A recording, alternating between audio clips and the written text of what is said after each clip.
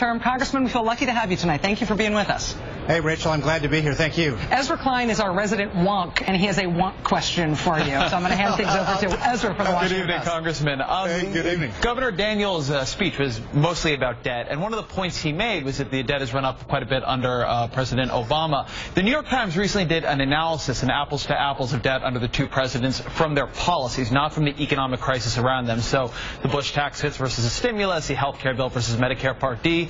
They found that under Bush, the policies themselves led to $5 trillion in debt, and under Obama, it was $1.5 trillion.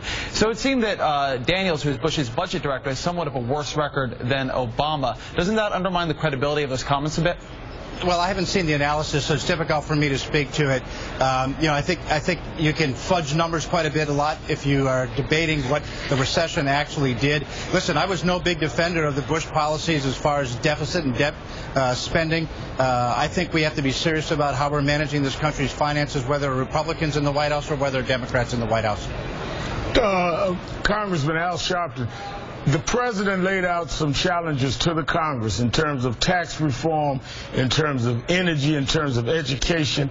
What are you prepared and your colleagues prepared to do to work with the president on the things he outlined? Is there anything that you heard tonight that you're prepared to commit right now to say, I'm willing to work with the president on that? Oh, you bet. If he's willing to actually do real tax reform, and I'm not talking about just nibbling around the edges. Listen, our tax code is over 10,000 pages long. It's overly complex. There's a tax on a tax what Americans have to pay to have their tax returns done.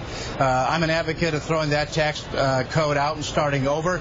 That would give us the opportunity to eliminate some of the subsidies and tax expenditures that the president spoke of.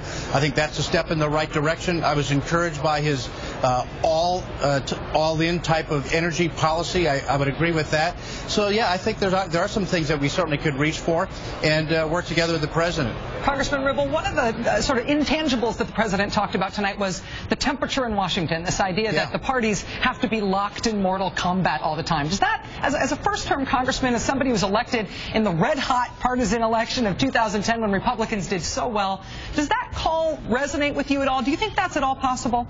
Well, I think it's possible. Rachel, some of the bickering happens a little bit above my pay grade. I sat tonight with a good friend of mine by the name of Kurt Schrader, a Democrat representative from Oregon, a very good friend of mine.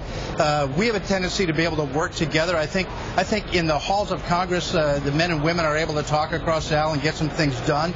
The real test of what the president said tonight is not what he actually communicated tonight, but what he communicates on his own campaign tomorrow.